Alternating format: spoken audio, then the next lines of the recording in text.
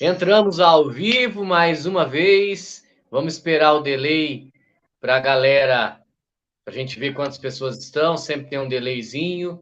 Eu e o irmão Eudes, que já é carimbado aqui no canal Católico de Verdade, né? Cada live é o recorde. Eu até brincava, falava, Eudes, nós precisamos fazer uma live que parece que o alcance do canal está aumentando. E Eudes, você pode hoje? Eu falei, eu posso. Vamos embora pro negócio, né? Então, vamos só aguardar um minutinho aí para mais pessoas entrarem conosco aqui para a gente tratar esse assunto tão importante que são os dogmas marianos. Na realidade, nós não vamos tratar porque são 5, mas nós vamos tratar apenas 2 hoje, porque se for fazer uma live para tratar os 5, nós vamos falar 4 horas aqui, porque são bastante assunto, né? A gente pode destrinchar muito falando isso. Mas, antes da gente iniciar de fato, eu sempre peço para o nosso convidado iniciar com uma oração, então peço que o irmão Eudes conduza uma breve oração para nós aqui iniciarmos bem essa live. Em nome do Pai, do Filho e do Espírito Santo. Amém. Vinde, Espírito Santo, vinde por meio da poderosa intercessão do Imaculado Coração de Maria, a vossa amadíssima esposa. Vinde, Espírito Santo, vinde por meio da poderosa intercessão do Imaculado Coração de Maria, a vossa amadíssima esposa. Eu te peço, Espírito Santo, que eu possa iluminar o coração de cada pessoa que vai assistir essa live, iluminar a minha mente e os meus lábios para que eu possa falar as verdades a respeito da tua amada esposa, a Virgem Maria, e que as pessoas que assistirem possam entender as verdades reveladas a respeito da Virgem Santíssima. Que o Senhor possa convencer cada coração. O Senhor que convence o homem da verdade, convence cada coração da verdade da palavra e da verdade revelada a respeito da nossa Mãe Santíssima. Em nome do Pai, do Filho e do Espírito Santo. Amém. Aleluia, Tiago. Aleluia. Antes da gente iniciar, só melhorar o volume aqui. O pessoal coloca aí se está tudo ok, se a transmissão está boa, se vocês estão escutando bem. Dê um feedback. Compartilhe. Ajude a gente aí, compartilhe. Clique na flechinha abaixo aí com o seu celular no YouTube. Compartilhe nos seus grupos de WhatsApp. Fala, ó, iniciou a live sobre os dogmas marianos. Venha participar, assista conosco. Nós Amém. Temos sempre um questionamento, e esse questionamento quando nós falamos, principalmente, eu não sei que você quer começar pela virgindade ou pela Imaculada Conceição. Não, Tiago, vamos dizer uma coisa importante para os católicos, para a gente começar assim. A igreja tem 4 tipos de culto. Eu já falei em outras lives aqui. Latria, que é adoração, Pai, Filho e Espírito Santo. Dulia, que é respeito, veneração, doulos, em grego, é prestado aos heróis da fé, anjos e santos.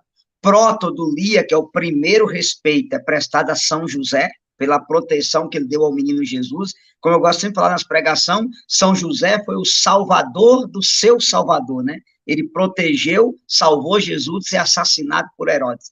E o culto de hiperdulia, o grande respeito, é prestado à Virgem Maria. Então, quando a gente fala de dogmas marianos, já respondendo os protestantes, dogma não é uma invenção humana, uma criação humana da Igreja Católica, não. Bento XVI dizia que os dogmas são janelas que nos abrem para o infinito. Dogma é uma verdade de fé incontestável, uma janela que te abre para o infinito. Todos os dogmas da igreja têm a base na Sagrada Escritura e na Sagrada Tradição. Dogma não é uma coisa inventada, é uma verdade de fé revelada pelo Espírito Santo. Isso que é um dogma. Outra coisa interessante, eu vou tentar fazer isso em cada live que a gente fazer aqui, todos os dogmas marianos, eles são cristológicos, porque não se separa a mariologia da cristologia. Então, no fundo, cada dogma mariano é para revelar uma verdade a respeito de Cristo. Cristo é o centro da fé. Então, o dogma não é centralizar a glória em Maria, não. É revelar a glória do Criador na sua criatura Maria. Esse é o sentido. Inclusive, assim, eu escolhi começar essa live nossa com o texto do Cântico dos Cânticos, capítulo 6, versículo 10.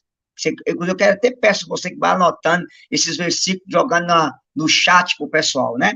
Cânticos 6, 10. Quem é essa que surge como a aurora, bela como a lua, brilhante como o sol, temível como exército em ordem de batalha? Então vamos lá.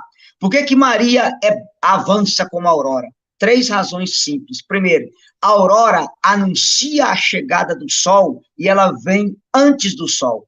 Malaquias 3:20, Lucas 1:76, Jesus é o sol. Quem vem antes? A aurora. Maria é a aurora que anuncia a chegada do sol Jesus. Segunda coisa importante, a aurora, ela vem antes do sol, mas ela é iluminada pelo sol antes do sol nascer. Que verdade é essa? A Imaculada Conceição de Maria. Maria vem antes de Jesus, mas ela foi salva por Jesus antes do próprio Jesus nascer. A aurora é iluminada pelo sol antes do sol nascer. Maria é salva por Cristo, sol da justiça, antes do próprio sol da justiça nascer. Olha a beleza da coisa. Depois, quando a aurora vai chegando, as trevas vai dissipando. O que você aprende? A aurora representa o fim da noite e o início do dia. Quem é Maria? O fim do reino das trevas e o início do reino da luz. Quem é Maria? O fim do reino de Satanás e o início do reinado de nosso Senhor Jesus Cristo. Por isso que Maria é a aurora, porque a aurora, ela é o fim da noite, o fim das trevas e o início da luz, do sol. Então, Maria é o fim do reinado do pecado e o início do reinado da santidade. É o fim do tempo da desgraça e o início do tempo da graça. Isso que representa Maria. Quando a aurora vai avançando, as trevas vai dissipando. Maria, ela vai chegando e por meio dela o sol da justiça vai dissipando as trevas, porque Jesus é o sol que a aurora anuncia para dissipar as trevas. Então, claro, isso aqui teria 10, 20 coisas para falar sobre esse assunto, Tiago, é só para o pessoal entender porque que ela avança como a aurora. Ou seja, ela vai chegando e as trevas vai dissipando. É o fim do reino das trevas e o início do reinado da luz. Segundo, Maria é bela como a lua. Qual é a função da lua? Muita gente sabe disso aí. A lua não tem luz. A lua reflete a luz do sol. A lua, o brilho da lua é o brilho do sol. Com um detalhe que é mais importante. A lua, ela nunca vai ocupar o lugar do sol, porque a lua é 49 mil vezes menor do que o sol. E outra coisa, o sol é necessário à Terra. A Terra não vive sem o sol. Mas por mais belo que seja o sol, nenhum de nós consegue olhar 10 segundos para o sol. Você vai queimar sua retina. Qual é a melhor forma que você tem de entender a beleza do sol? Olhando para a beleza da lua. Qual é a melhor forma que você tem de admirar o brilho do sol? Admirando o brilho da lua. Então, quando a Bíblia diz que ela é bela como a lua reflete a beleza do sol. A lua é Maria, o sol é Jesus. A função de Maria é refletir a beleza e o brilho de nosso Senhor e Salvador, Jesus Cristo. Tudo de belo que há na lua é do sol. Tudo de belo que há em Maria é de nosso Senhor e Salvador, Jesus Cristo. A lua não ocupa o lugar do sol, porque a função dela é refletir o brilho dele. Maria não ocupa o lugar de Jesus. A função dela é refletir o brilho e a beleza de nosso Senhor Jesus Cristo. São Maximiliano Maria Kolbe já dizia de forma maravilhosa, né? Você nunca vai amar Jesus o quanto Maria amou. E você nunca vai honrar Maria o quanto Jesus honrou. Para nós, Jesus ficou 3 anos. Ele morou 9 meses no ventre de Maria e 30 anos na casa dela.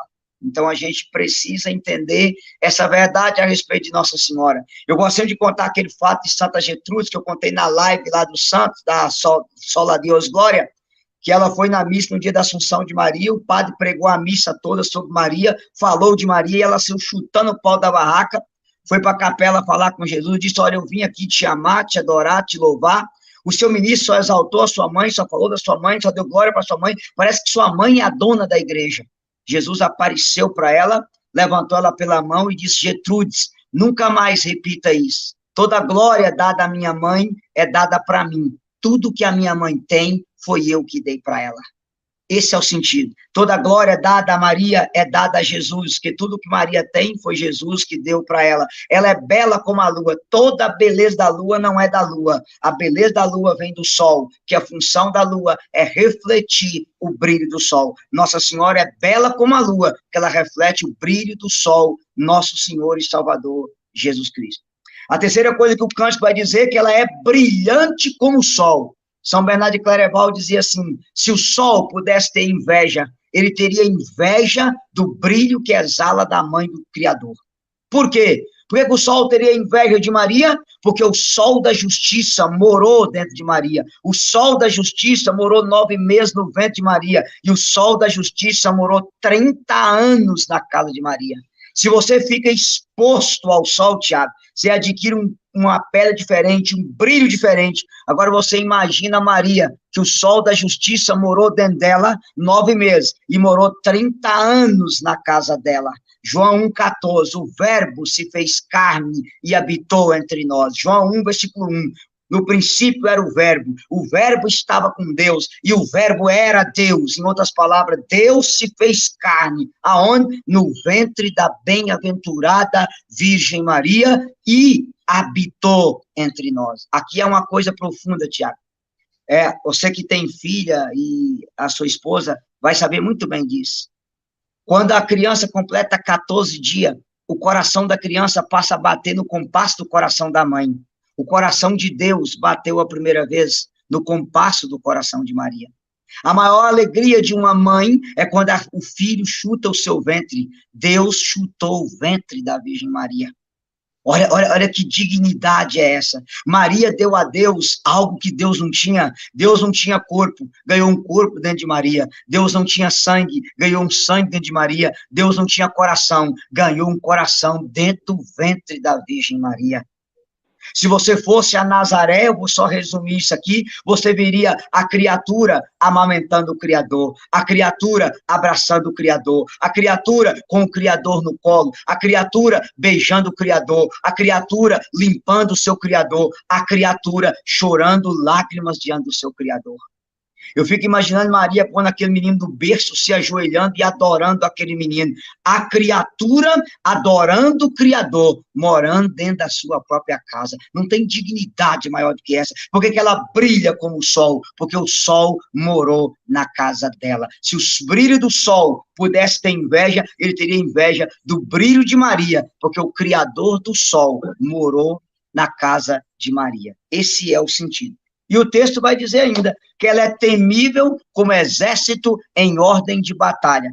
Tiago, com todo respeito ao Fábio Porchat, o criador do Porta dos Fundos, mas quando Nossa Senhora entra pela porta da frente, o diabo sai pela porta dos fundos. Tá? Isso aí é uma regra de ouro. Se Maria entra pela porta da frente, o capeta sai pela porta dos fundos. Você já entendeu o que eu quis dizer, né? Então, assim, aonde Nossa Senhora coloca a mão, o diabo tira a pata. Aonde Maria se faz presente, o diabo some do mapa. Aonde Maria põe o manto, o diabo tira a capa. Quando Maria entra pela porta da frente, o diabo vai sair pela porta dos fundos. Por que ela é temível como exército em ordem de batalha? Porque se o diabo escolheu uma mulher para nos derrotar, Deus escolheu uma mulher para vir nos salvar. Se por meio de Eva o diabo nos ganhou, por meio de Maria o diabo nos perdeu. Ela é a mulher inimiga da serpente que foi escolhida por Deus para esmagar a cabeça da serpente. Por isso que Maria é temível como exército em ordem de batalha. Então, dito tudo isso aqui que eu coloquei, por que eu falei tudo isso? Para que vocês entendam que toda a glória dada a Maria é dada a Jesus. Tudo que Maria tem foi Jesus que deu para ela. Todos os dogmas marianos é cristológico, é para exaltar a grandeza e a maravilha do Cristo. Amém? Amém. Ficou claro aí, profeta? Ficou claro, para mim está claríssimo. Então, beleza. Então tá. Então hoje, só para contextualizar para o pessoal, nós escolhemos 2 dogmas marianos, tá? Sim. A virgindade de Maria e Imaculada Conceição. Isso. Posteriormente, nós faremos uma outra live para tratar dos outros dogmas, mais 2 ou os 3, finalizando, né? Isso. Qual que Então você vamos começar, Tiago. Vamos começar com a virgindade perpétua de Nossa Senhora. Eita! Antes de você começar, nós sofremos muito ataques com isto, né? Inclusive, há uma ignorância muito grande dos próprios católicos. Como eu dizia para o Eudes antes da live aqui, sábado a igreja transferiu, né, de domingo para sábado a solenidade de São José, e eu falava sobre a virilidade de São José e Nossa Senhora, que era um casal jovem e tal. Aí já teve católicos, que se dizem católicos, vindo no canal do YouTube aqui, falando, não, que Nossa Senhora e São José tiveram relações normais, tiveram outros filhos e tal. Vamos endireitar as veredas, como João Batista fez, né, Eudes? Dos hereges agora. Aí, Tiago, antes de entrar aqui em toda a doutrina, na Bíblia, eu só queria lembrar para as pessoas o seguinte: por que José não teve relação com a Virgem Maria? Eu vou explicar para vocês de uma maneira simples, Tiago. Na Bíblia, há uma coisa, meu irmão, chamada Shekinah. O que é Shekinah? Manifestação da glória de Deus. Vamos embora lá. Números, Êxodo 19, 18, quando a glória de Deus desceu no monte, diz que o monte Sinai fumegava. E quem tocava no monte morria. Por quê? Porque o homem não podia tocar na glória de Deus. Segundo Samuel, capítulo 6, do 1 ao 12, quando Davi vai fazer o transporte da Arca da Aliança para Jerusalém, diz que os bois escorregaram, a arca foi cair, um cara chamado Osa tocou na arca, e quando ele tocou na arca, ele morreu imediatamente, porque ninguém podia tocar na Shekinah, na lana corde, na manifestação da glória de Deus. Segunda Crônicas, capítulo 5, do 1 ao 10, diz que quando a glória de Deus desceu no templo, o sacerdote não podia entrar e não podia ficar de pé, porque a glória de Deus estava no templo. Lá, quando a sarça fumegava, Êxodo capítulo 3, do 1 ao 10, aquela sarça fumegava sem se queimar, e quando Moisés se aproxima, Deus disse a ele, tira a sandália dos pés, porque a terra que você pisa é solo santo, é solo sagrado. O nome disso, Tiago, é Shekinah. Tá, a Bíblia existe várias Shekinah. Êxodo 19, 18 é uma Shekinah. Segunda Crônicas 5, de 1 ao 10 é uma Shekinah. Segundo Samuel 6, de 1 ao 12 é Shekinah. Êxodo 3, de 1 a 10 é a Shekinah. Mas a maior Shekinah da Bíblia é Lucas 1, 39. Quando a sombra do Altíssimo envolveu a Virgem Maria e o Espírito Santo gerou Deus no ventre de Maria. Aprenda uma coisa, Maria é a nova arca da aliança. Por que a nova arca da aliança? Porque dentro dela tinha o verdadeiro maná, tá? É bom lembrar para as pessoas que Hebreus 9, versículo 4, a arca tinha dentro da arca da aliança o quê? O maná, o pão que desceu do céu, a vara de Arão que floresceu e as tábuas da lei que tinha a palavra de Deus. E a sombra cobriu a arca. Maria é a nova arca, porque a sombra do Altíssimo a envolveu. Ela é a nova arca porque o maná, o pão vivo descido do céu, estava no ventre dela. Ela é a nova arca porque ela não tinha a palavra na pedra, ela tinha a palavra na carne. A palavra se fez carne e habitou entre nós. E ela é a nova arca porque a vara de Arão, número 17, 17, Moisés deu uma vara para cada sacerdote, a vara de Arão brotou sem ser plantada na terra. Maria prefigura aquela vara, ela deu a luz sem a intervenção de homem, ela gerou o sacerdote Jesus sem a participação humana. Tiago, Maria não é a terra que Deus pisou, Maria é o solo que Deus morou, Maria é o solo que Deus se fez homem. Então, se ninguém podia tocar na Arca da Aliança, que homem ousaria tocar numa mulher que Deus morou dentro dela?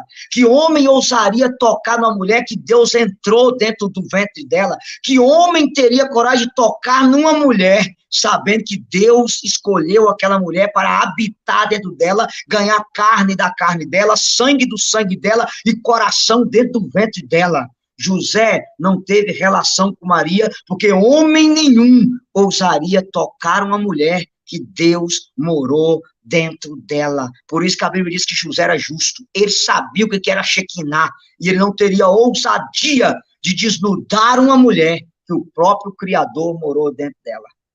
Eu penso que isso aqui, qualquer cabeçudo entendeu o recado que foi dado, entendeu? Mas vamos lá, Tiago. Primeiro, eu preciso lembrar para as pessoas o seguinte: A virgindade perpétua de Maria, há um discurso do Concílio de Éfeso, em 431, que já falava de Maria sempre virgem. Depois, o segundo Concílio de Constantinopla, em 553, retornou depois a palavra Maria sempre virgem. Depois do Concílio de Latrão, em 649, com o Papa Martinho I, usou a palavra Aie Parthenos, sempre virgem, e foi declarado de maneira oficial, como dogma, no segundo Concílio de Constantinopla, em 680, o Concílio Ecumênico, foi declarado que Maria foi virgem antes, durante e depois do parto.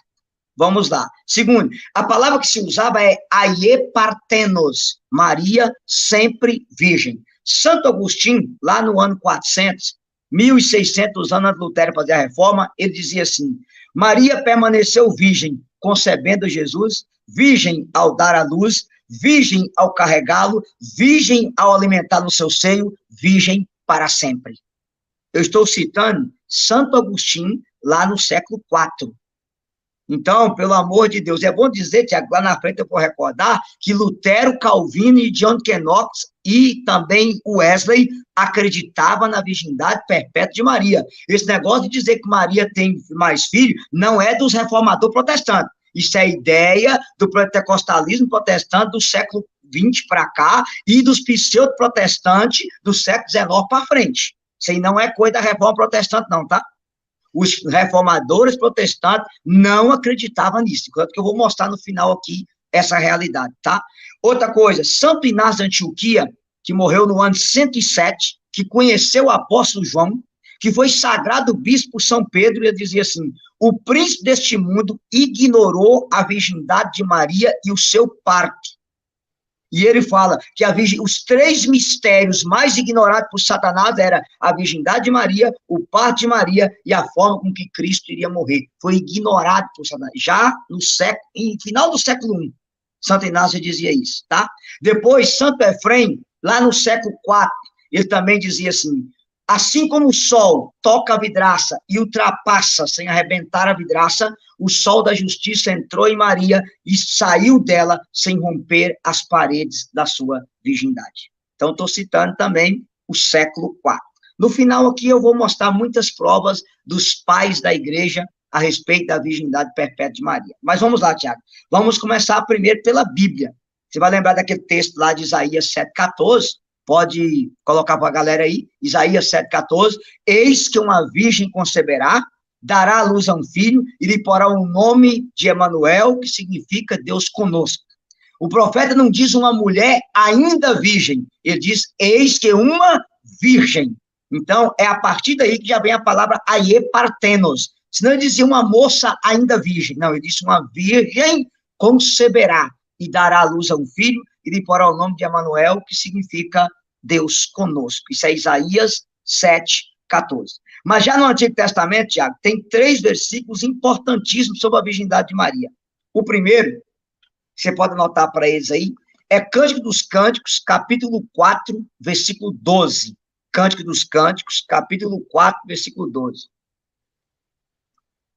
O texto da palavra diz assim: és um jardim fechado, minha irmã, minha noiva, uma nascente fechada, uma fonte selada. Veja, desde o século IV, São Jerônimo já dizia que Maria é o horto dos deleites. O que é isso? Ela é o paraíso do novo Adão. Ela é a nova Eva, Cristo é o novo Adão. O que é um jardim fechado? Maria é o jardim que o novo Adão entrou e saiu, e esse jardim permaneceu fechado. Ela é uma nascente fechada. Cristo nasceu e ela permaneceu fechada. E ela é uma fonte selada. Ela é a fonte pelo qual Cristo passou para vir esse mundo e essa fonte permaneceu selada. Então, esse texto de Cântico dos Cânticos 4,12 foi interpretado por todos os pais da igreja em relação à virgindade perpétua de Maria. Ela é o jardim fechado, ela é a nascente fechada e ela é a fonte selada. Cântico dos Cânticos 4, versículo 12. Entendeu? Então, assim, eu estou passando isso aqui porque isso não é coisa da minha cabeça. São os pais da igreja que interpretaram isso aqui como sendo a Virgem Maria. E qualquer protestante que estuda teologia sabe que os pais da igreja são os melhores intérpretes da Sagrada Escritura. Até mesmo protestante hoje se debruça muito nos pais da igreja, porque eles sabem da importância. E a maioria que debruça também vira católico, né? Graças a Deus por isso. Outro texto claro da virgindade de Maria, Tiago, é o livro do profeta Ezequiel, pode colocar para eles aí, capítulo 44, versículo 1 e 2. Ezequiel 44, versículo 1 e versículo 2. Até o ofício, tido de São Bernardo de Clareval, dá o título a Nossa Senhora de Porta Oriental, sois da castidade, símbolo real. Aqui eu vou dar a explicação porque que Maria é porta oriental. Ezequiel 44, versículo 1 e 2 diz assim: Ele me reconduziu à porta exterior do santuário, que fica fronteira ao oriente, o qual se achava fechada. O Senhor me disse: essa porta ficará fechada. Ninguém abrirá, ninguém aí passará, porque o Senhor Deus de Israel aí passou e ela permaneceu fechada. Tá, Santo Ambrósio, lá no século IV, para explicar para Elvídio que Maria foi virgem antes, durante, depois do parto, ele usou essa explicação. Maria é essa porta que ficou fechada. Ninguém abriu a porta, ninguém por ela passou, porque o Senhor Deus de Israel aí passou e a porta permaneceu fechada. Olha que coisa bonita. Então, Santo Ambrósio debruçou em cima desse texto para explicar por que Maria não teve mais filho, por que Maria não teve relação com José, porque Maria é a porta que Deus passou, e essa porta permaneceu fechada, ninguém abriu essa porta, é a porta da virgindade dela, porque o Senhor Deus de Israel aí passou, e ela permaneceu fechada. Olha que coisa maravilhosa, meu irmão. Então, esse também é um dos textos claros que a tradição da igreja, os padres da igreja, sempre interpretaram como a virgindade perpétua da Virgem Maria. Outro texto, Tiago, que a gente pode citar sobre a virgindade perpétua da Virgem Maria também na Bíblia, é João, capítulo 20, do versículo 19, seguinte, eu vou pegar para as pessoas aqui, vocês já conhecem o texto, eu só vou citar, diz assim: na tarde do mesmo dia, que era o primeiro da semana, os discípulos tinham fechado as portas do lugar por medo dos judeus. Jesus pôs-se no meio deles e disse: a paz esteja convosco. Aí Santo Agostinho, também no século IV, vai dizer: as portas do cenáculo estavam fechadas. Jesus entrou sem abrir a porta e ele saiu e a porta permaneceu fechada. Por quê? Porque ele é Deus. Ele tem poder de entrar sem abrir a porta, tem poder de sair e a porta permanecer fechada. E Santo Agostinho dizia: essa porta aqui também prefigura a virgindade da Virgem Maria. Jesus entrou sem abrir a porta, saiu e a porta permaneceu fechada. Nós poderíamos terminar a live por aqui e ir embora, entendeu? Veja, a base toda está aqui nesses textos. Claro, Tiago, eu poderia também citar, por exemplo, Santo Epifânio de Salamina. Ele pega o texto de Daniel 2:34, que diz assim: uma pedra deslocou da montanha sem intervenção humana e arrebentou o pé de bronze daquela estátua. Aí ele explica: a pedra é Cristo, que deslocou sem intervenção humana a virgindade de Maria. Ele foi gerado nela sem intervenção de homem. E ele rebenta todos os deuses falsos desse mundo, porque ele é o Deus verdadeiro que vem por meio de Maria sem intervenção de homem. Isso é Daniel 2:34. Também foi interpretado sobre a virgindade de Maria. Santo Agostinho faz uma outra interpretação sobre o túmulo que Jesus foi colocado. Tá? Ninguém tinha sido colocado no túmulo. Virgindade de Maria, ninguém tinha sido colocado lá. Colocaram-se uma pedra, e quando Jesus ressuscitou, ele não abriu a pedra. Você vai lembrar que foi o anjo que rolou a pedra. Jesus ultrapassou aquela pedra sem romper. Santo Agostinho dizia: o túmulo também é a virgindade de Maria. Cristo entrou, ninguém tinha entrado. E ele saiu e ficou lacrado. Por quê? Porque ele é Deus, ele tem poder de sair e permanecer fechado. Santo Agostinho era o cara, o cabeçudo do negócio do trem aí, tá? Mas vamos lá. Os protestantes, para negar esse dogma, Tiago, eles pegam alguns versículos que eu vou citar aqui direitinho para as pessoas. Primeiro, aquele texto de Mateus 12, 46, 50, que é citado em Marcos 3, 31, 35 e Lucas 8, 19 e 20. Como os três sinóticos citam o texto, eu vou pegar apenas o texto de Mateus 12, 46, 50, que vai ficar mais fácil a gente explicar para o pessoal. O texto diz assim: Jesus falava ainda à multidão, quando veio sua mãe e seus irmãos, e esperava do lado de fora a ocasião de falar. Disse-lhe alguém: tua mãe e teus irmãos estão aí fora e querem falar. Jesus respondeu: quem é minha mãe e quem são meus irmãos? E estendendo com a mão para seus discípulos, acrescentou: eis aqui minha mãe e meus irmãos. Todo aquele que faz a vontade de meu Pai que está no céu, esse é meu irmão, minha irmã e minha mãe. Palavra da nossa salvação. Glória a vós, sim. Aqui, Tiago, eu preciso dar duas explicações rápidas para as pessoas. Primeiro, meu irmão, que eu tenho que dizer isso, Santo Agostinho, quando ele debruça nesse texto, ele fala assim: Jesus não está dando uma cortada na mãe dele, como os protestantes pensam. Santo Agostinho explica assim: quando Jesus diz, minha mãe e minha irmã, e meu irmão, é aquele que faz a vontade de meu Pai, ele diz assim: Maria foi muito mais feliz por ter feito a vontade de Deus do que ter concebido Jesus no seu ventre, porque ela, antes de conceber Jesus no corpo, ela concebeu a vontade do Pai no coração. Olha que coisa bonita. Eis aqui a escrava do Senhor, faça-se em mim segundo a tua vontade. Jesus não está tirando a mãe dele, está mandando a gente ser como a mãe dele, porque ela concebeu Jesus no corpo, mas antes já tinha concebido Jesus no coração, concebido a vontade do Pai no coração dela. Então, no fundo, ele quer que a gente seja como ela. Por que Jesus não está desonrando a sua mãe? Senão ele estaria pecando contra o quarto mandamento: honrar pai e mãe. E lá em Lucas 2,51, diz que ele desceu para Nazaré e que ele era submisso a Maria e a José. Isso aí a gente não pode esquecer. A palavra de Deus diz que o Filho de Deus, Jesus, era submisso a Maria e a José. Então, ele jamais desonrou a sua mãe. Jamais ele fez isso, que ele é Deus. E ele não poderia pecar. E ele não pecou, porque ele é Deus. A segunda coisa, sua mãe e seus irmãos. Aqui, Tiago, eu preciso dizer para as pessoas. Eu tenho um irmão que é pastor.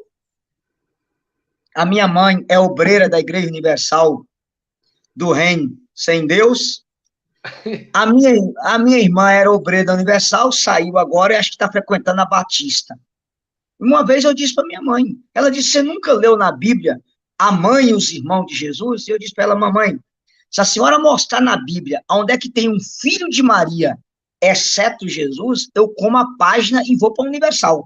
Ser filho de Maria é uma coisa, ser irmão de Jesus é outra coisa. Então não tem nada a ver uma coisa com a outra. Mas vamos lá, Tiago. A palavra irmão, no idioma grego, se diz adelphos, né? O idioma da Bíblia escrito no Novo Testamento.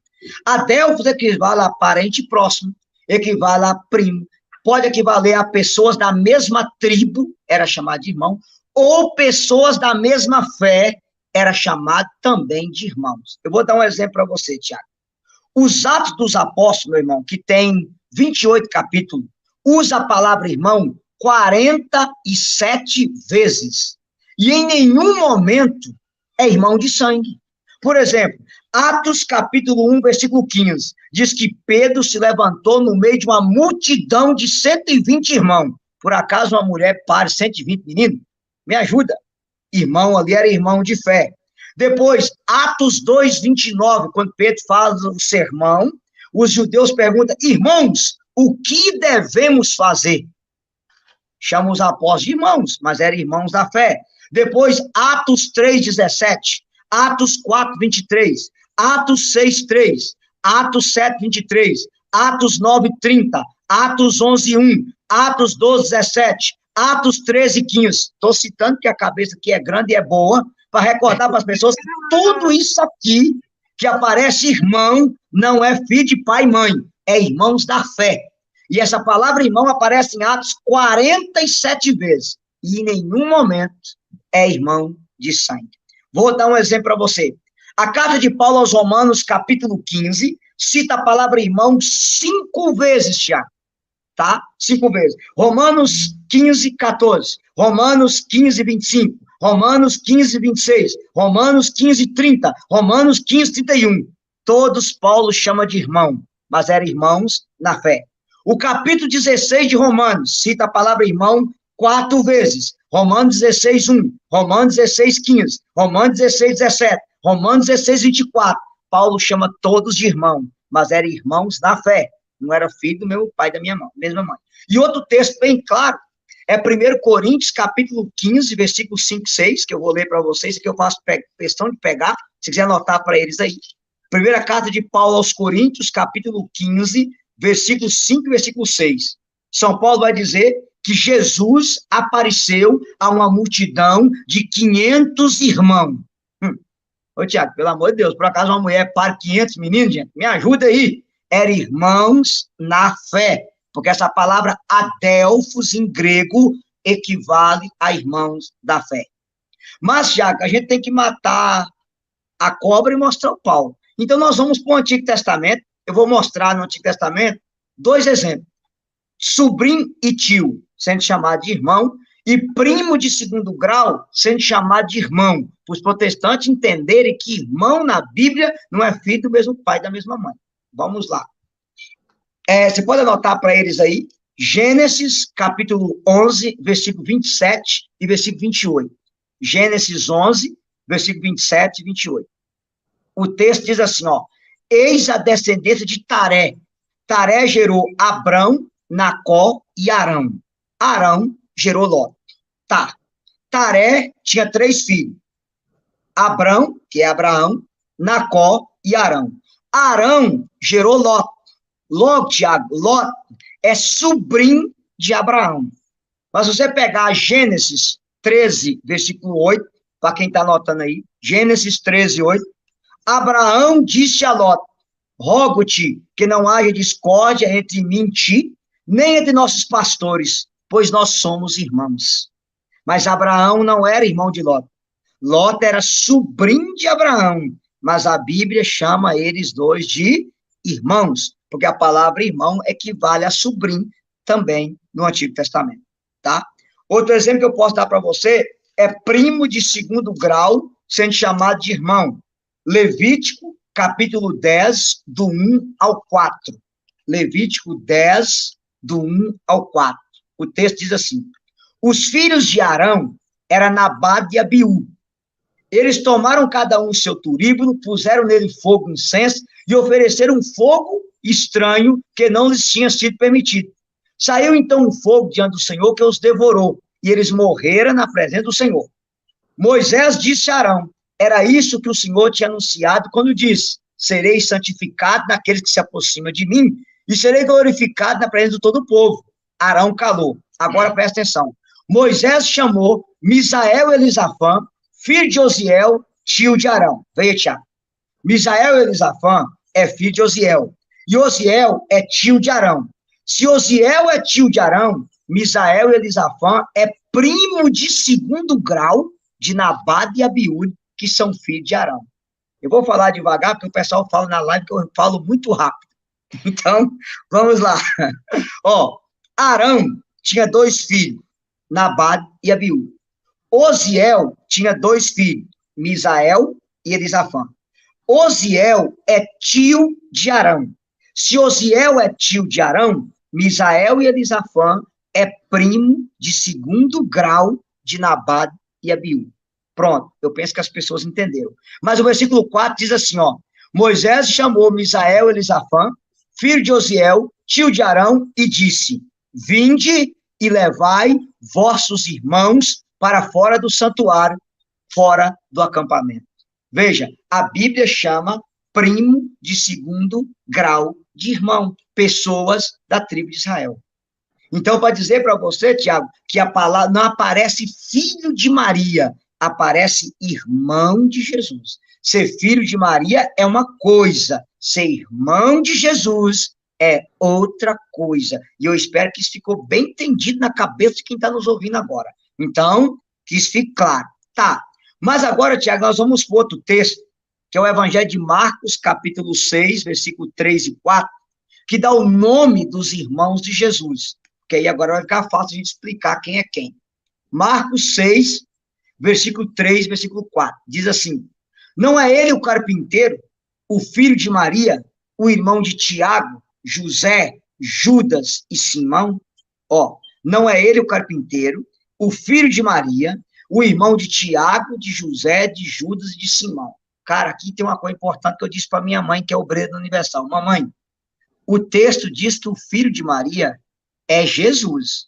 Tiago, José, Judas e Simão é irmão de Jesus. Mas ser irmão de Jesus é uma coisa, ser filho de Maria é outra coisa. Filho em grego é ios, irmão em grego é adelphos. É totalmente diferente uma coisa da outra, Tiago. Então, assim, a gente tem que entender essa verdade. Totalmente distinta. Então, aqui não está dizendo que Tiago, José, Judas e Simão é filho de Maria. Aqui está dizendo que eles são irmãos de Jesus. Ser filho de Maria é uma coisa, ser irmão de Jesus é outra coisa. Mas, assim, o ponto bonito, Tiago, que eu vou pedir que você ajude a decorar o nome dos 4 irmãos de Jesus. Tiago, José, Judas e Simão. E nós vamos explicar aqui quem é o pai e a mãe desses 4 meninos e vamos mostrar claramente que eles não são filhos de Nossa Senhora. Aí vai ficar fácil a gente entender e provar para os protestantes por A mais B que eles estão errados nesse negócio aí. Inclusive, assim, os reformadores protestantes nunca disseram isso. Eu vou mostrar depois as frases de Lutero, tá? E isso é a ideia do século XX para cá. Mas vamos embora lá. Vamos começar. Primeiro irmão de Jesus é Tiago. E nós vamos saber quem é Tiago. Aí você vai na carta aos Gálatas, capítulo 1, versículo 19. Eu queria que você até anotasse para o pessoal aí no chat, que eu sei que o pessoal fica comentando no chat, põe para eles aí. Tiago 1,19. É bom você saber que o Tiago vê o chat, eu não vejo não, viu, que eu sou o convidado da live. Eu não sei o que está passando. Tiago, Gálatas 1,19, São Paulo diz assim: dos outros apóstolos não visitei nenhum outro, a não ser Tiago, irmão do Senhor. Pronto. Vamos fazer aqui na língua portuguesa uma análise sintática, né? Análise sintática, Tiago é o sujeito e a característica dele é o predicativo do sujeito. Então, a maioria aí vai lembrar disso aí, né? Os predicativos do sujeito, a maioria é acompanhada de verbo de ligação. Ser, estar, permanecer, parecer e tal. Mas também pode ser acompanhado de verbo de ação. Por exemplo, se eu falar assim, Tiago dirige feliz, feliz é o predicativo do sujeito Tiago, mesmo o verbo dirigir sendo um verbo de ação. Cabeção é cultura no negócio aí também, tá? Então, vamos fazer uma análise sintática daqui. Esse Tiago aqui, ele tem 2 características. Primeiro, ele é irmão do Senhor. Segundo, ele é apóstolo. Olha para você ver. Tiago, irmão do Senhor, era um apóstolo de Jesus. Tá.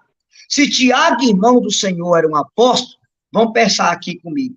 Quantos apóstolos Jesus tinha, irmão? 12. Eram 12 apóstolos. Então, nós vamos na lista dos 12 apóstolos saber quantos Tiago tem e quem é o pai e a mãe dele. Pronto. Aí você abre a sua Bíblia no Evangelho de Mateus, capítulo 10, versículo 2. Mateus 10, versículo 2. Você pode anotar para eles aí também. O texto diz assim: eis o nome dos 12 apóstolos. Veja, Tiago, irmão do Senhor, era apóstolo, Gálatas 1,19. O primeiro, Simão, chamado Pedro. E André, seu irmão. Tiago, filho de Zebedeu, e João, seu irmão. Logo, esse Tiago aqui está fora. Se Maria era casada com José, esse Tiago aqui é filho de Zebedeu. A esposa de Zebedeu chama Salomé. Está lá em Mateus 20, 35. Filipe e Bartolomeu. Tomé e Mateus, o publicano. Tiago, filho de Alfeu, e Tadeu. Simão, cananeu. Judas Iscariote, que foi o traidor. Pronto. Nós temos 2 Tiago, que é apóstolo. Tiago maior, irmão de João, é filho de Zebedeu. Tiago menor, irmão de Judas, Tadeu, é filho de Alfeu. Logo, nenhum é casado com Maria, porque Maria é a mãe de nosso Senhor Jesus Cristo, era casada com José. Eu penso, Tiago, que uma boa parte das pessoas que nos acompanham aqui já viu eu explicando isso, mas talvez a maioria que está aqui nunca ouviu.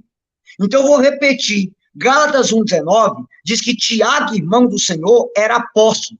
Jesus tinha 12 apóstolos, Mateus 10, 2. Dos 12 apóstolos, nós temos 2 Tiago.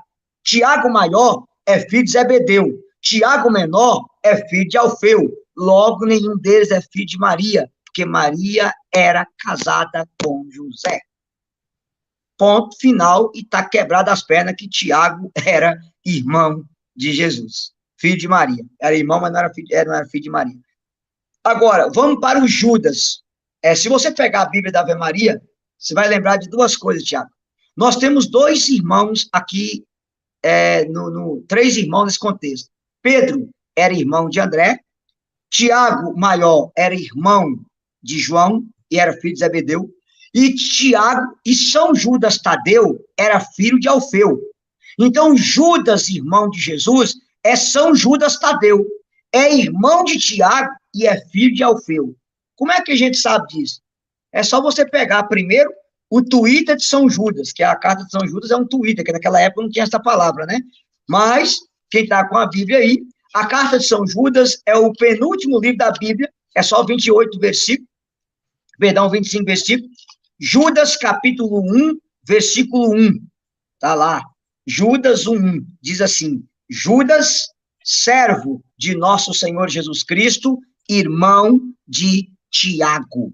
Judas, servo de nosso Senhor Jesus Cristo, seja apóstolo de Jesus, irmão de Tiago. E se você pega a Bíblia da Ave Maria também, Tiago, Lucas, capítulo 6, a partir do versículo 13, eu faço questão de pegar isso para as pessoas, Lucas 6, vai dizer de maneira clara, no versículo 16, Judas, irmão de Tiago. Então, lembrando para as pessoas, São Tiago maior era irmão de São João, filho de Zebedeu. Tiago menor era irmão de São Judas, filho de Alfeu. Logo, Judas também não era irmão de Nossa Senhora, porque Maria era casada com José. Eu penso que isso aqui ficou claro para os nossos irmãos entenderem do que nós estamos falando. Aí tá. Tá faltando o terceiro, Tiago. O terceiro é José. Mas antes de mostrar para as pessoas quem é José, eu queria lembrar para o pessoal o seguinte: vamos saber quem é Alfeu e com quem Alfeu era casado. Porque aí você vai entender direitinho o que eles são de Nossa Senhora. Então, vai lá. A palavra Alfeu, Tiago, filho de Alfeu, em hebraico, se diz Alplai. Alplai significa pai ilustre. Mas o texto grego, a palavra Alfeu equivale a Clopas. Clopas é o site do professor Felipe Aquino. Cleofas. Então, Alfeu e Cleofas é a mesma pessoa, é o mesmo nome. Então, dizer Tiago, filho de Alfeu, é o mesmo que dizer Tiago, filho de Cleofas. Alfeu e Cleofas é a mesma pessoa, é o mesmo nome na palavra de Deus. Quem era Cleofas? Você vai lembrar. Lucas, capítulo 24, a partir do versículo 13, vai descer 2 discípulos para Emaús. Jesus se coloca no meio deles e vai caminhando. E as duas antas lá, que eu acho que era de Minas Gerais, eram incapazes de olhar para o lado e saber quem era Jesus. E o Padre Léo já dizia que Jesus sofreu mais na boca deles que na cruz. E Jesus gastou 12 horas eles contando a história de Jesus para Jesus, que ele foi top demais, né? E lá no versículo 19 diz assim, Lucas 24, versículo 18. Um deles, chamado Cleofas. Quem era Cleofas? O discípulo de Emaús. Esse Cleofas era o pai de Tiago e de Judas. Lembrando que, embora o texto diz que isso era filho de Alfeu, Alfeu e Cleofas é a mesma pessoa. Não esqueça disso, tá? Alfeu e Cleofas era a mesma pessoa. É só sobrenome. Tá. Com quem Cleofas era casado? Aí você vai para o Evangelho de João, capítulo 19, versículo 25. João 19, 25. Diz o quê? Junto à cruz de Jesus, estava de pé sua mãe e a irmã de sua mãe, Maria, mulher de Cleofas. Percebe? Nossa Senhora tinha uma irmã, que entre aspas, não era irmã de sangue, né, que era Nossa Senhora filha única, casada com Cleofas. Aí, Tiago, quem é Cleofas? Eusébio de Cesareia, no ano 317, e Exegipo, no ano 160, lembrando que Exegipo foi o primeiro historiador da igreja. Cleofas era irmão de sangue de São José. Cleofas era filho de Eli. Ele era o pai, ou Jacó, né, era o pai de São José. Então, São José e Cleofas eram irmãos de sangue. Cleofas, a esposa de Cleofas, também chamava Maria. Então, Tiago, José, Judas e Simão eram sobrinhos de Nossa Senhora por parte de São José, tá? Porque eles eram filhos de Maria de Cleofas, e Cleofas era irmão de sangue de São José. Então, eu vou retomar, para o pessoal ficar bem claro. Gálatas 1,19, Tiago, irmão do Senhor, é apóstolo. Mateus 10,2, nós temos 2 Tiago apóstolos. Tiago maior, irmão de João, filho de Zebedeu. Tiago menor, irmão de São Judas Tadeu, Lucas 6,16, Judas 1,1, filho de Alfeu. A palavra Alfeu e a palavra Cleofas é a mesma pessoa. Alplai, Clopas, pai ilustre.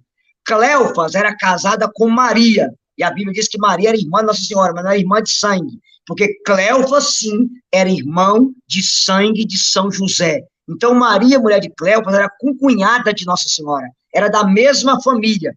E essa Maria, mulher de Cleofas, que é a mãe de Tiago, José, Judas e Simão. E eles, sim, são sobrinhos de Nossa Senhora por parte de São José. Claro, eu vou mostrar na Bíblia. Claro que quem nunca viu isso aqui deve estar dando cada glória a Deus do lado da tela aí. Ô, cabeção, agora eu entendi. Então, pronto. Mas, vamos embora lá. Eu preciso mostrar que José era irmão de Tiago de São Judas. E aonde é que nós vamos encontrar que José é irmão de Tiago de São Judas? O Evangelho de Mateus, capítulo 27. Deixa eu pegar aqui para você. Mateus 7. Vou falar o versículo para poder ajudar. Mateus 27, versículo 56. Quando vai tratar a respeito das mulheres aos pés da cruz, diz assim: entre elas se achava Maria Madalena e Maria, mãe de Tiago e de José, e a mãe dos filhos de Zebedeu. Percebe? Se você pegar a tradução pelo Evangelho de Marcos, diz que a mãe dos filhos de Zebedeu se chama Salomé. Maria, mulher de Cleofas, é a mãe de Tiago e de José.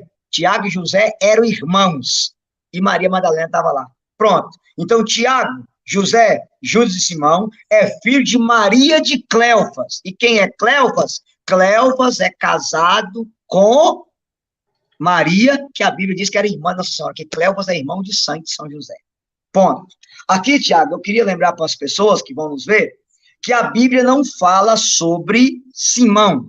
Aonde que nós encontramos Simão na história da igreja? Se você pegar aquele livro grosso de Eusébio de Cesareia, chamado História Eclesiástica, escrito no ano 317 da era cristã.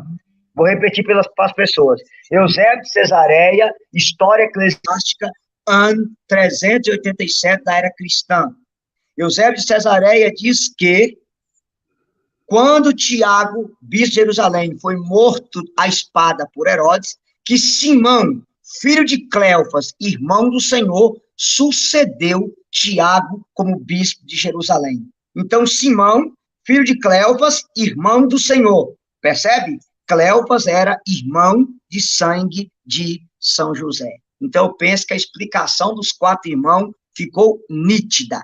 Aqui, eu tenho uma apostilinha, Tiago, que dessa vez eu prometo que eu vou mandar, que eu tenho que mandar para o pessoal aí aquela apostila do purgatório, que todo mundo está me cobrando essa apostila o tempo todo. Vocês têm paciência que nós vamos mandar. Eu elaborei uma apostila que eu também vou pedir a você para divulgar para esse povo, que eu fiz um quadradinho, bonitinho, para mostrar para as pessoas quem é quem aqui nos evangelhos. Tá? Essa apostila vai estar facilmente para vocês, explicando o que os evangelistas mostram aos pés da cruz, o que a história da igreja, os pais da igreja diz sobre esse assunto, tá bom? Mas vamos continuar nas acusações protestantes, porque se não der tempo, Tiago, eu faço só a virgindade de Maria hoje, não tem problema, entendeu? E o negócio é deixar esse trem bem claro na cabeça dos católicos, que fica bem entendido. Pelo amor de Deus, não confunda as coisas. A segunda acusação protestante, Tiago, é aquele texto de Lucas, capítulo 2, versículo 7, quando vai falar a respeito de Jesus, seu primogênito. Então, eu vou pegar o texto e vou ler, porque a gente tem que explicar isso para o povo católico, né? Lucas 2, versículo 7. Diz assim: e ela deu à luz ao seu filho primogênito e envolveu-o em faixas, reclinando no presépio, porque não havia lugar para eles na hospedaria. Aí vem uma acusação, que o protestante entende, e ele pega o dicionário português, o Aurélio, né, que primogênito é o primeiro seguido de outro. Eu não sei de onde o protestante tirou isso, mas está valendo. Ô, Tiago, antes de explicar o primogênito, o pessoal que está aí está comentando, tem alguma pergunta, pode mandar que a gente vai respondendo. Na realidade, não tem pergunta, só tem irmão querendo saber por que o Eudes não virou padre. Não, é porque eu quero casar e ter um monte de menino e os meninos ser padre. Estou atrás de uma Maria.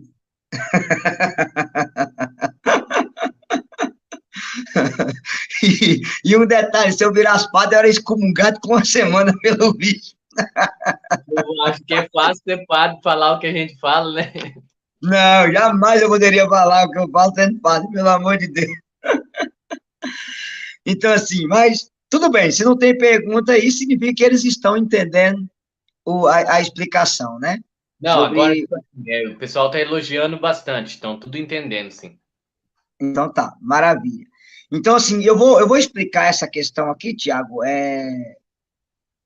de primogênito, porque realmente o pessoal precisa entender que no idioma da língua portuguesa, realmente, primogênito é primeiro seguido de outro. Mas a Bíblia não foi escrita em português, gente, pelo amor de Deus, tá? Então, assim, por exemplo, quando a palavra diz que Maria deu à luz ao seu filho primogênito, eu vou explicar para vocês, tá? Primogênito significa o bem-amado, e também pode ser unigênito. Vou dar um exemplo, Tiago. Em 1940, foi encontrado um papiro no Egito, de uma mulher chamada Assinoé, que morreu 6 anos antes de Jesus nascer. Ela morreu antes de Cristo. E o papiro está escrito assim: Assinoé morreu ao dar à luz o seu filho primogênito. Mas, quer dizer, eu sei que depois que ela morreu, ela conseguiu dar à luz ao segundo? Não. Primogênito é o primeiro, não quer dizer que é seguido de outro. Isso aí é completamente interpretação fora da casinha que os nossos irmãos protestantes dão, tá bom? Outra coisa interessante, né?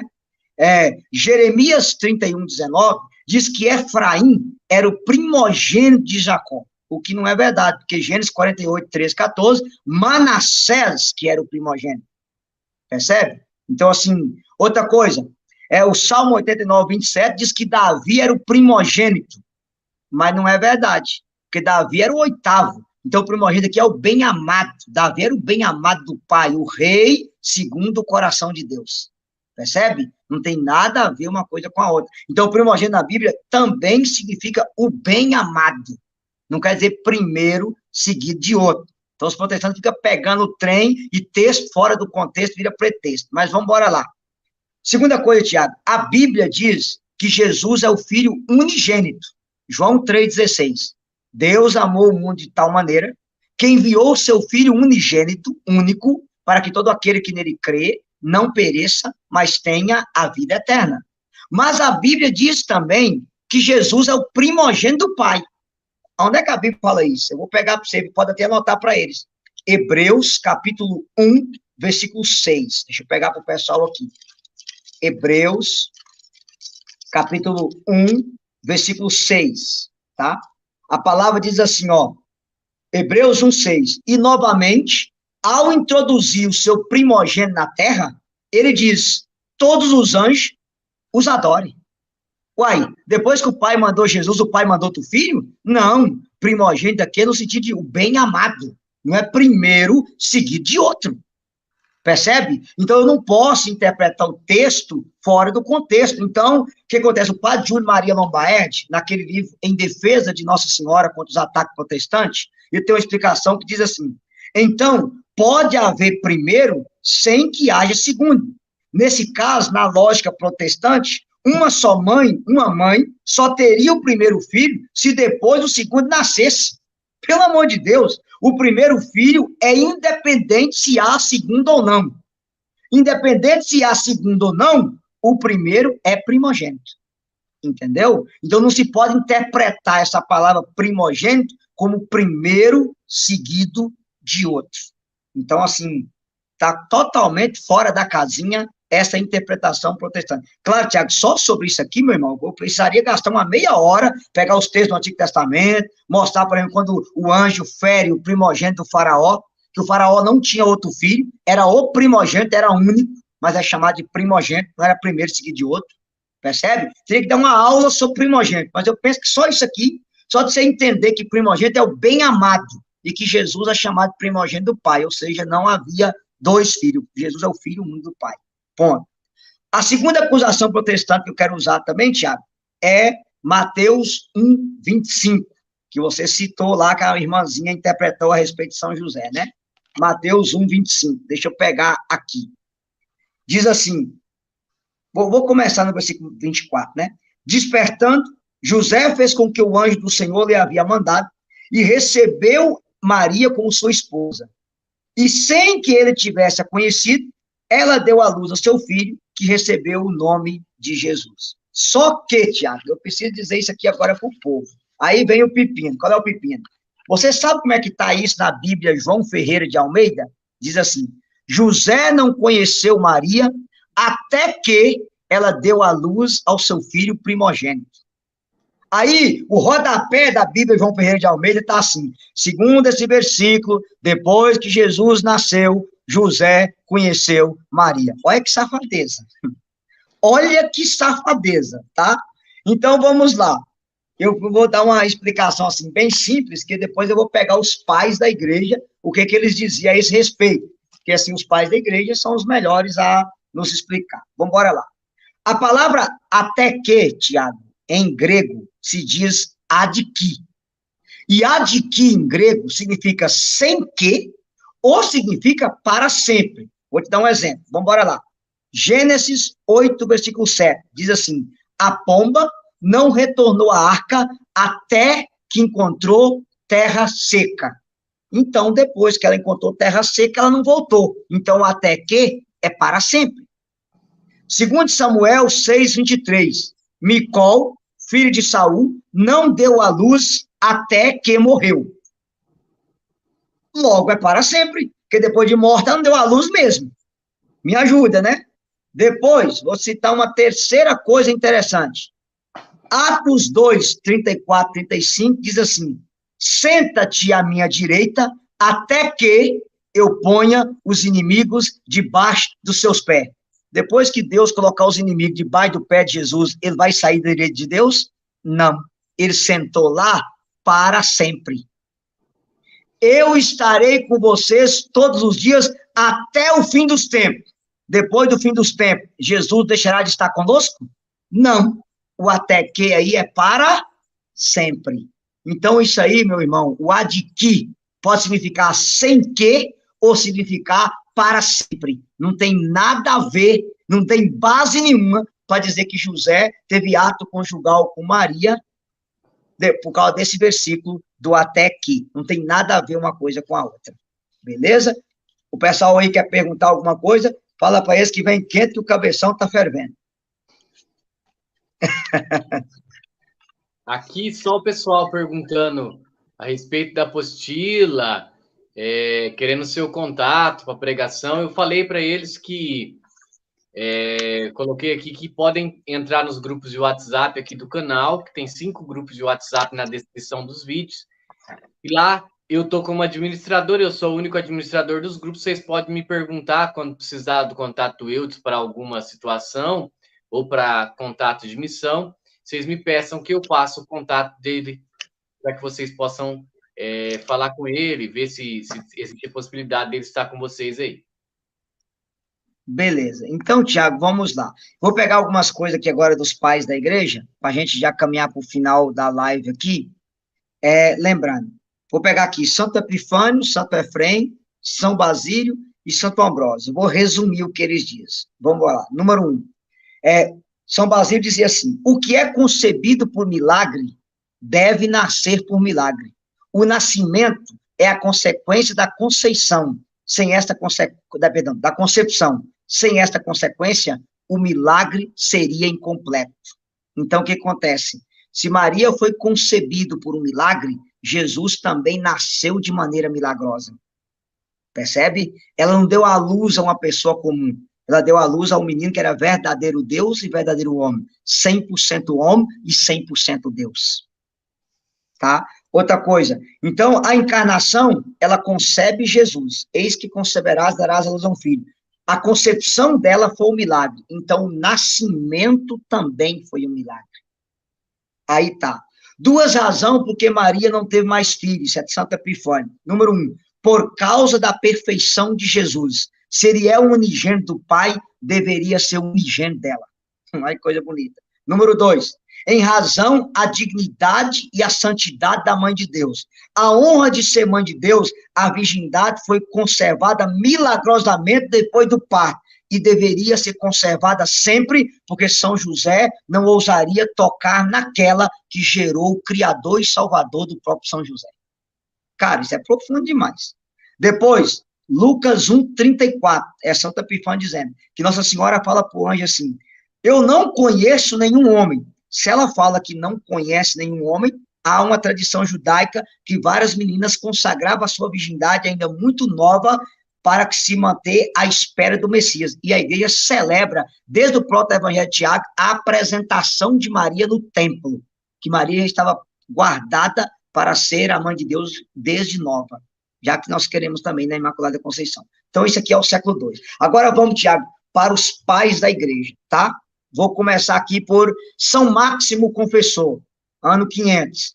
Salve, vaso puríssimo de temperança, a ti, Virgem, confiou na cruz nosso Senhor Jesus Cristo, a Mãe de Deus, que é sempre virgem.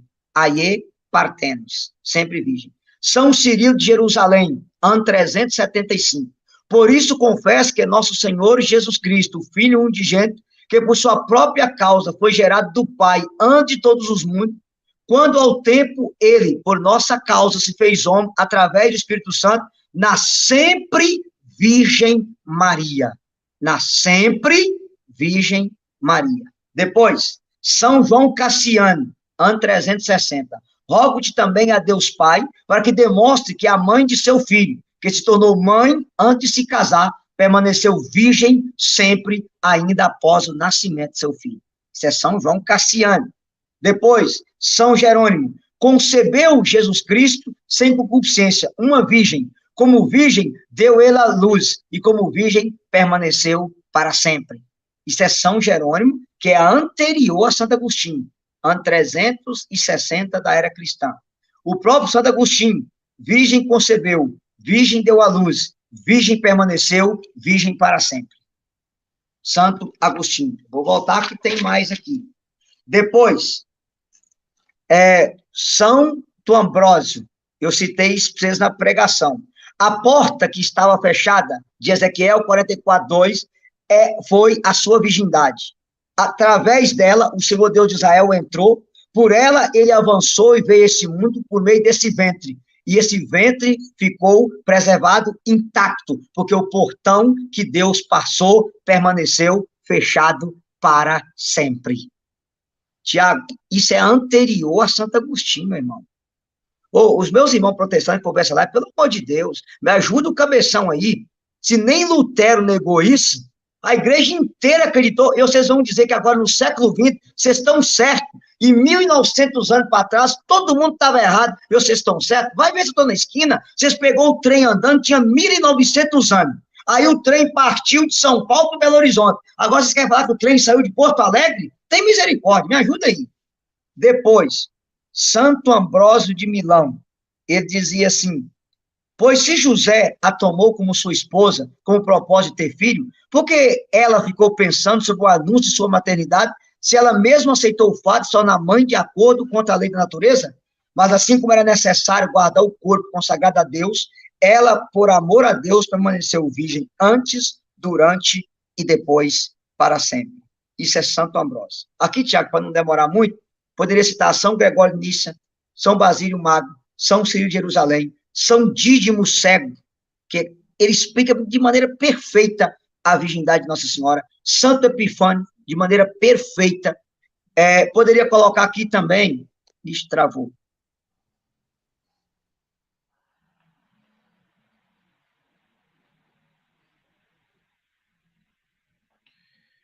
Vamos ver se o Eudes volta. Vamos esperar para a gente terminar, encerrar o assunto. Enquanto isso, se você tiver alguma dúvida sobre esse assunto, sobre a virgindade perpétua de Nossa Senhora, coloca aí. Vamos ver se o Eudes voltou. Aí, voltou. Acho que o cão não quer que fale o trem aqui, não. Agora vamos lá. A melhor explicação que eu acho, Tiago, quem dá da virgindade de Nossa Senhora é Santo Hilário de Poitiers. E aqui eu quero lembrar as pessoas o que Santo Hilário de Poitiers dizia. Lá no ano 310, Santo Hilário dizia assim: aos pés da cruz, quando Jesus morreu, ele entregou Maria para São João Evangelista. E João levou Maria para sua casa. Essa é a prova que Maria não teve mais filho. Que se ela tivesse filho, ela iria para a casa dos filhos dela e não para a casa de São João Evangelista. Então, meus queridos protestantes, estuda história. Maria foi com São João para Éfeso. São João Evangelista era filho de Zebedeu, filho de Salomé, irmão de São Tiago Maior. Se Maria tivesse filho, o que ela foi fazer com São João? Ela ficaria na casa dos filhos dela. Pelo amor de Deus. Então, assim, e aí também, Tiago, com essas revelações sem pé e sem cabeça, a gente tem que falar a verdade, São José já tinha morrido. Porque senão, Maria também voltava para a casa de São José.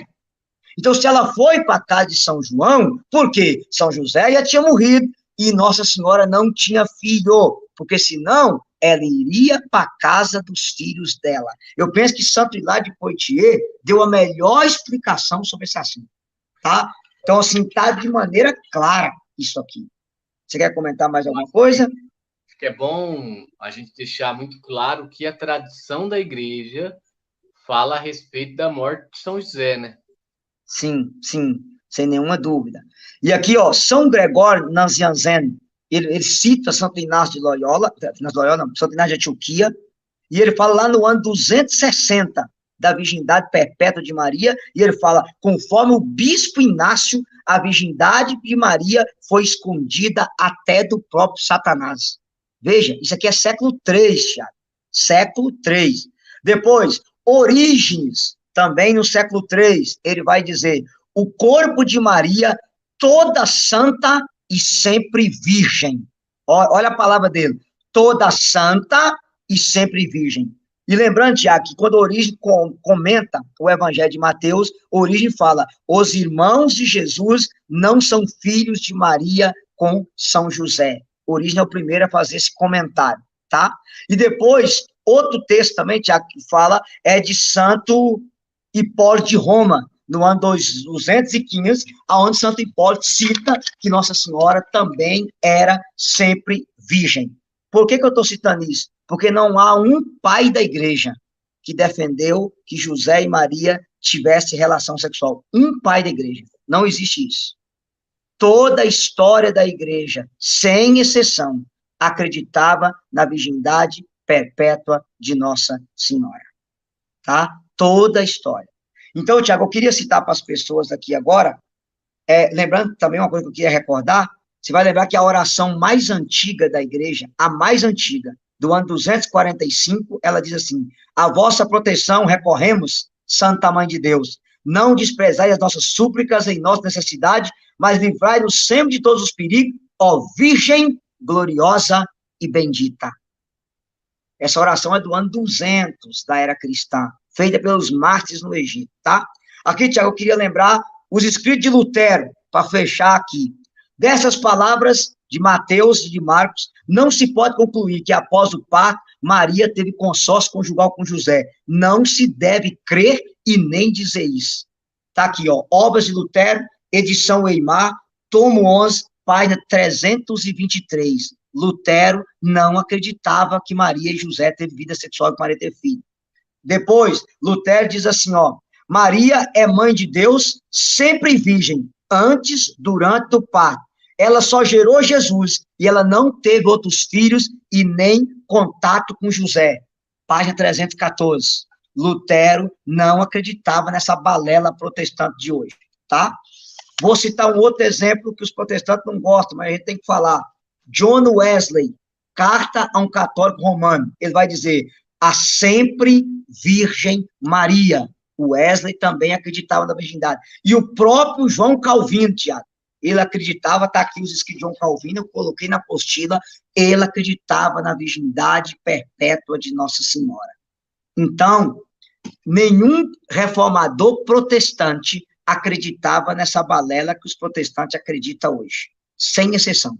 Tá? Então, ó, tanto pela Bíblia, como pela tradição da igreja, pela escolástica da igreja, você pode ir lá ver Santo Anselmo, você pode ver São Bernardo de Clareval, você pode estudar São Tomás de Aquino, São Boaventura, Santo Antonino, todos eles, sem exceção, todos os teólogos da escolástica acreditavam na virgindade perpétua de Maria. E depois os próprios reformadores acreditavam na virgindade perpétua de Maria. Quando que essa bagunça chegou? A partir agora do século 20, com o que nós chamamos de leitura fundamentalista da Bíblia. Quando os protestantes começaram a interpretar a Bíblia ao pé da letra, foi aí que nasceu essa história de, infelizmente, Maria ter mais filho e ter relação com José, tá? Uma outra coisa, Tiago, eu preciso terminar a live dizendo isso aqui. Por que as pessoas hoje não creem que São José viveu a castidade com Maria? Porque as pessoas hoje estão taradas por sexo. A depravação moral está tão grande, mas tão grande, que as pessoas são incapazes de entender a beleza da castidade. Infelizmente, a verdade é essa, entendeu? É incapaz de entender que o homem, como José, que era um homem justo e santo, não era capaz de tocar na mulher que Deus morou dentro dela. Que homem ousaria tocar numa mulher que o Criador morou dentro da sua própria criatura? Maria é o horto dos deleites, o paraíso do novo Adão. Santo Ambrósio tem uma frase que diz assim: Deus desceu do céu e veio habitar um outro céu, o ventre da bem-aventurada Virgem Maria. São Caetano dizia assim: o ventre de Maria é o cárcere de amor que Deus quis ficar preso 9 meses dentro dela. Maria foi o primeiro sacrário da face da terra, onde Deus morou 9 meses no ventre dela, e as pessoas são capazes de entender isso. Por quê? Porque a sexualidade hoje está acima de tudo. Hoje não se fala de amor, hoje o amor virou sexo. Por isso que, infelizmente, muita gente não crê na beleza e na dignidade da virgindade perpétua de Nossa Senhora. O engraçado é que, assim, as pessoas não entendem e não sabem que mesmo depois de casado, também se continua a viver a castidade no casamento. As pessoas acham, eu casei, eu não vou viver a castidade. Isso é uma mentira. A castidade é todos os dias, a gente vive também. Inclusive, Tiago, eu vou aproveitar isso que você está falando aí, só queria citar para as pessoas, por exemplo, eu acompanhei um casal de namorados, namoraram 4 anos, chegaram virgem no casamento, os dois, a gente ficava no pé e falava a importância da castidade para eles. Quando eles estavam com 1 ano de casado, a esposa teve uma doença séria, entendeu? E eles tiveram que passar quase 2 anos, ficaram 1 ano e 10 meses sem vida sexual. Aquele menino com 25 anos, aquela menina com 24. E aquele rapaz depois veio me dizer, eu queria te agradecer, que o tanto que você me cobrar para viver a castidade, se eu não tivesse vivido a castidade no meu casamento, namoro, eu teria traído a minha esposa no meu casamento. Eu aguentei esperar 1 ano e 10 meses casado, porque eu entendi o valor da castidade no namoro. Entendeu? Mas hoje, infelizmente, como ditado, né, o evangelho é só love, só love, só love, só love, e ninguém prega que o maior amor é sacrificar-se, é renunciar a mim mesmo para me doar inteiramente ao outro com a bênção de Deus no matrimônio. É triste a gente ver essas coisas hoje, infelizmente. E o pior é padre ensinando e autorizando, né, os namorados a viver a sexualidade livremente. Normalmente, se você ama, pode transar normalmente, está tudo errado. E aí a gente tem que dizer, Tiago, que o padre Paulo Cali é uma verdade. Quando você vê um padre dando um conselho desse, é porque ele também não vive a castidade. Porque quem não vive, não vai ensinar os outros a viver. Porque quem vive, cara, eu falo para todas as pessoas que estão me vendo, eu vivo a castidade, eu tenho 39 anos, sou virgem, vou chegar puro no meu matrimônio, porque eu tenho um amor a Jesus. Eu encontrei Jesus muito cedo, com 16 anos, e prometi me guardar até o matrimônio. Isso não me faz ser menos, isso para mim não é uma escravidão, isso para mim é uma graça. Porque eu fui escolhido, eu sou templo do Espírito Santo, e eu não nasci para profanar o corpo de moça nenhuma. Eu nasci para conduzir ela para o céu, e não para o inferno. Então, assim, é uma pena você ver as pessoas hoje tratar a castidade tipo assim, como fosse uma coisa arcaica, do passado, um tabu, uma prisão, uma castração. Não, eu gosto sempre de dizer o que o Monsenhor Time Toffa dizia, né? Que quem critica a castidade é o impuro criticando o puro, é o fraco criticando o forte. Já que você não aguenta viver a virtude, você critica quem vive a virtude. Isso é uma vergonha, infelizmente. Isso. Aí, Tiago, nós vamos fazer o seguinte, como já está tarde e a live demorou 1h20, vamos depois fazer uma live sobre a Imaculada Conceição, e a gente junta Imaculada Conceição e Assunção, e depois Mãe de Deus e Mãe da Igreja, vai juntar uma coisa na outra, e a gente faz outras lives. Se tiver alguma pergunta aí, pode mandar que dá tempo, a gente responde. Olha, eu acredito, ó, o pessoal só está elogiando, agradecendo, que entendeu, ó, não tem nenhuma dúvida, assim, né? Eu não vi, ó, pelo menos no chat, eu não vi nenhuma dúvida, é só comentários positivos, as pessoas elogiando que foi uma catequese fantástica, então, acho que a gente já pode ir encerrando. Então, beleza. Eu quero dar só umas dicas para as pessoas aqui, Tiago. Se você quiser aprofundar sobre Nossa Senhora, leia Glórias de Maria, de Santo Afonso de Ligório, excelente.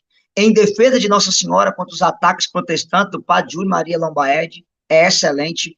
Porque Amo Maria, do Padre Júlio Maria Lombaed, é excelente. Maria Espelho da Igreja, Padre Cardeal Raniero Cantalamessa, é excelente. Maria, a Mãe do Salvador, do Garringon Lagrange, é excelente. O Maior Amor do Mundo, do Futoushin, é excelente. Eu penso que esses livros aqui são top. E queria dizer para as pessoas lembrar, Tiago, o pendrive está lá no site novamente, se alguém quiser. São 21 pregações, são 5 sobre Nossa Senhora, os 5 dogmas, bem explicado. Inclusive, você vai me lembrar que num dos dogmas aí eu quero explicar por que Jesus chamava Maria de mulher, tá? Que tem que tirar essa dúvida do povo também.